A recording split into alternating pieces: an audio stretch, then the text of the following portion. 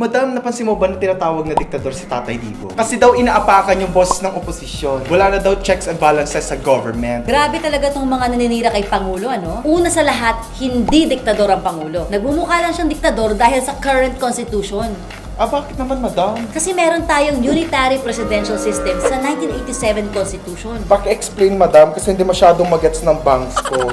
Okay, ganito yan. Ang president sa presidential system ang may hawak ng lahat ng executive departments. As in lahat? As in lahat. So, ibig sabihin, pwede siya gumawa ng executive order para sa lahat ng departamento. Lahat? Lahat nga eh, ang kulit mo eh. Itong matindi, hindi siya pwedeng questionin o pigilan ng mga mambabatas. Kung may executive order siya para sa mga departamento na hindi nagustuhan ng taong bayan o ng mga mambabatas, hindi rin siya matatanggal kung wala siyang ginagawang krimen. For example, si Pinoy, sablay sa Quirino hostage taking, Mama Sapano, at Yolanda Relief. Marami bang nagalit sa kanya? Ay, grabe, madam. Madaming nabismo dahil doon. Pero may ginawa pa siyang krimen.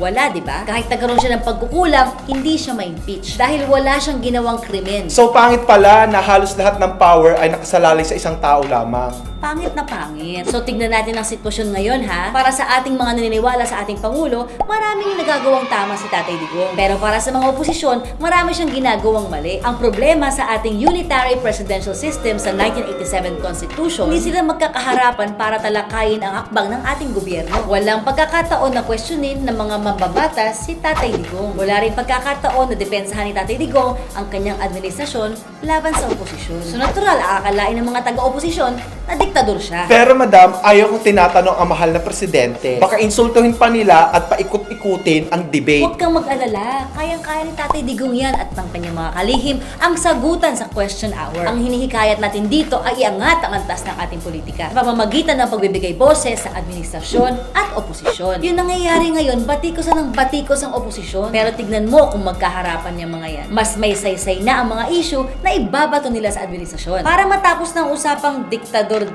ang sistema na ito ay nasa ilalim ng parliamentary system, kung saan sa question hour ay sasalang sa pagtatanong ang administrasyon. Teka madam, di ba't kapag magpa-parliamentary system na tayo, mas madali na lang nila matatanggal ang head of government? Eh kung si Tatay Digong ang head of government, ayaw ko matanggal siya agad-agad. Of course, ayaw nating matanggal siya agad. Pero tandaan niyo ito, sa parliamentary system, mananatili ang head of government at ang cabinet. Nasa kanila ang tiwala ng mga mambabatas. So as long as ginagawa nila ang tama at hindi tutulog-tulog, ay kampante tayo na hindi sila mapapatalsik sa pwesto. So mas patas pala ang labanan sa loob ng parliament. Kung magaling ang administrasyon, mananatili ito sa pwesto. Kung magaling ang oposisyon, mapapalitan nila ang administrasyon. Wow, nag-gets mo agad yan ha. Talino mo dun ha. Mana ako sa'yo, madam. So that means isang malaking kasinungalingan ang sinasabi ng mga kontra sa reforma na ang parliamentary system ay para palakasin ang powers ni Tatay Digong. Hay nako, fake news yan, Boklo. Ang bottom line dito kung bakit natin kailangan mag-parliamentary system ay para mag-improve ang ating politika. Wala na yung mga tutulog-tulog at pameri-merienda sa mga session. Bakbakan na sa mga debate sa parliament. Sa debate,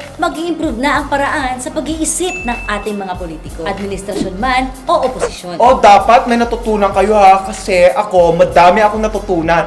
Power! So like, comment, share, and follow us for more Reform Minute videos.